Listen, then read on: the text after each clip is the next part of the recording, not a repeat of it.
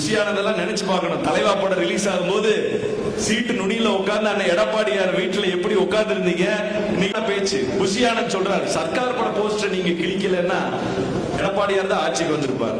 சர்க்கார் பட போஸ்டர் எதுக்கு கிழிச்சோம்? அதிமுக தொண்டை எதுக்கு கிழிச்சா?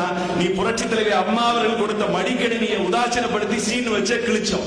நீ புரட்சி தலைவி அம்மா அவர்கள் கொடுத்த மிக்சி கிரைண்டர் மின்விசிறி அம்மா படத்தோட குப்பையில போடுற மாதிரி உன் சர்க்கார்ல காட்சி வச்சா கிழிச்சோம். உங்களை மொத்தமா கிழிக்கலையேன்னு சந்தோஷப்படு. போஸ்டர் மட்டும் அதிமுக தொண்டை கிழிச்சானே.